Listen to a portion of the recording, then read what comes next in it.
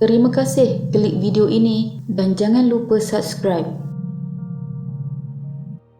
Tragedi 3 wanita maut manakala seorang lagi berada dalam keadaan kritikal selepas mereka berehat di dalam kereta di kawasan parkir di sebuah stesen minyak di Sama Gagah, Butterworth pada 17 September 2020 setelah pulang dari bercuti di Pulau Jerejak cukup menyayat hati. Punca kematian 3 sahabat itu diakibatkan oleh keracunan karbon monoksida dan atas sebab itu jugalah kita tidak disarankan untuk duduk di dalam kereta yang tidak bergerak dengan enjin yang tidak dimatikan dalam jangka masa yang lama. Ini kerana tanpa kita sedari ada kemungkinan terdapat masalah mekanikal pada kereta yang boleh menyebabkan berlakunya kebocoran exhaust kereta ke dalam kabin kenderaan. Tanpa disedari, gas yang tidak mempunyai bau dan rasa ini akan masuk menerusi saluran pernafasan dan seterusnya ke saluran darah. Gas beracun ini akan bercampur dengan hemoglobin iaitu bahagian sel darah merah yang membawa oksigen lalu membentuk karboksi hemoglobin. Apabila ini berlaku, darah tidak lagi mampu membawa oksigen dan kekurangan oksigen menyebabkan sel dan tisu badan gagal berfungsi dan menyebabkan kematian. Namun malangnya, kematian sebegini bukanlah kali pertama berlaku di dalam negara kita. Berikut beberapa kes masih lagi berlaku yang dikaitkan dengan kematian seperti ini.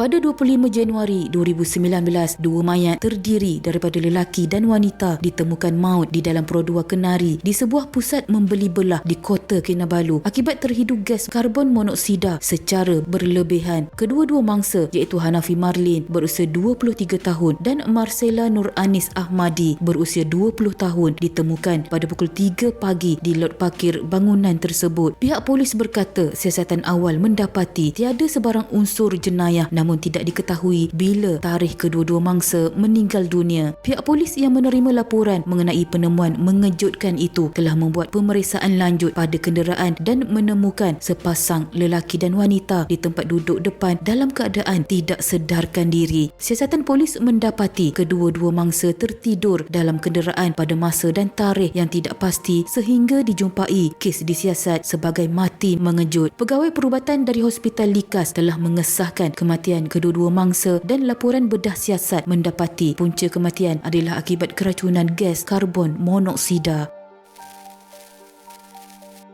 Misteri kehilangan 2 remaja yang dilaporkan hilang oleh keluarga masing-masing terjawab selepas mayat kedua-duanya ditemui dalam sebuah kenderaan pelbagai guna MPV di ruang parkir bawah tanah sebuah bangunan residensi di Bandar Seri Permaisuri, Ceras pada 29 Mei 2022. Kedua-dua mayat remaja berusia 19 tahun ditemui selepas polis menerima aduan daripada orang awam pada jam 8.26 malam. Pihak polis berkata susulan laporan diterima sepasukan anggota polis dari Bandar Salak Selatan ke lokasi untuk menjalankan siasatan. Hasil pemeriksaan, polis menemui mayat seorang perempuan di bahagian penumpang hadapan dan mayat seorang lelaki di bahagian penumpang belakang kenderaan terbabit. Hasil pemeriksaan ke atas tubuh kedua-dua mangsa serta tempat kejadian mendapati tiada sebarang unsur jenayah. 2 laporan polis mengenai kehilangan 2 mangsa diterima daripada keluarga masing-masing pada 23 dan 24 Mei masing-masing di Kelang, Selangor dan Nilai, Negeri Sembilan. Mangsa dikenali sebagai Ahmad Danish Hakim Hanafiah dan Almak Harith Damia Zainul. Laporan polis dibuat selepas keluarga gagal menghubungi kedua-dua mangsa. Seorang mangsa adalah penuntut di sebuah institusi pengajian tinggi awam manakala seorang lagi bakal masuk ke sebuah maktab perguruan. Siasatan awal mendapati hubungan kedua-dua mangsa adalah rakan dan bukan penduduk di residensi terbabit. Kes diklasifikasikan sebagai mati mengejut.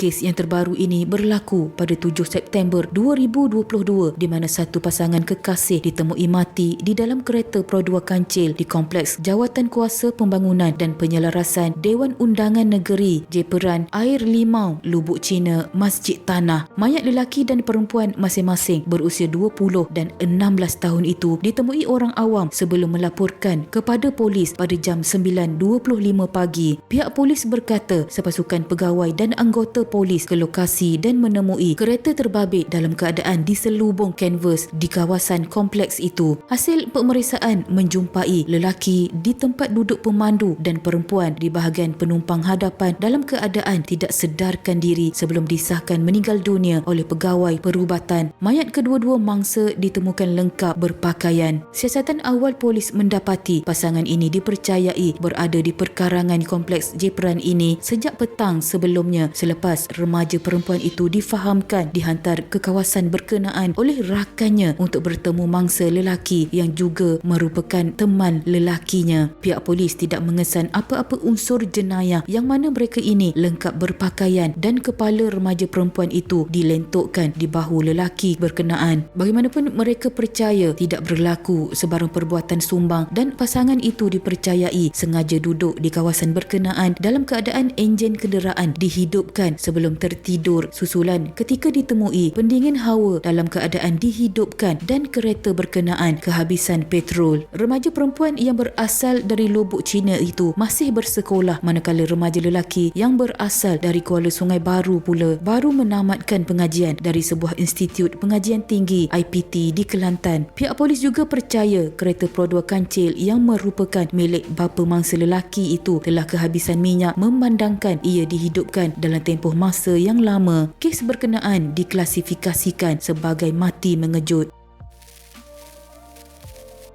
Menurut penjelasan daripada Facebook Public Health Malaysia, keracunan karbon monoksida tidak memerlukan kuantiti yang banyak. Kadar yang rendah sudah cukup untuk membuatkan kita tidak sedarkan diri. Malah karbon monoksida dari luar yang mengelilingi kereta juga amat berbahaya. Kereta juga tidak mungkin kedap udara dan bahan ini boleh meresap masuk ke dalam kereta. Fikirkan semula sekiranya kita bercadang untuk tidur atau sekadar berehat di dalam kenderaan dengan enjin dan hawa dingin terpasang. Ini kerana keracunan karbon monoksida merupakan punca utama kematian akibat keracunan. Gas beracun karbon monoksida ini tidak mempunyai sebarang warna dan bau, oleh itu ia dikenali sebagai pembunuh senyap. Keracunan karbon monoksida adalah punca utama kecederaan dan kematian akibat keracunan di seluruh negara. Menurut Pusat Kawalan Penyakit Amerika Syarikat, seramai 50,000 pesakit dimasukkan ke dalam hospital setiap tahun dan 430 mati akibat keracunan karbon monoksida. Oleh itu, sentiasa berwaspada ketika berada lama di dalam kereta yang tidak dimatikan enjin. Buka sedikit tingkap bagi meningkatkan kualiti pengudaraan di dalam kenderaan yang tidak bergerak. Moga-moga kes menyayat hati seperti ini tidak terjadi lagi kepada sesiapa. Sekian.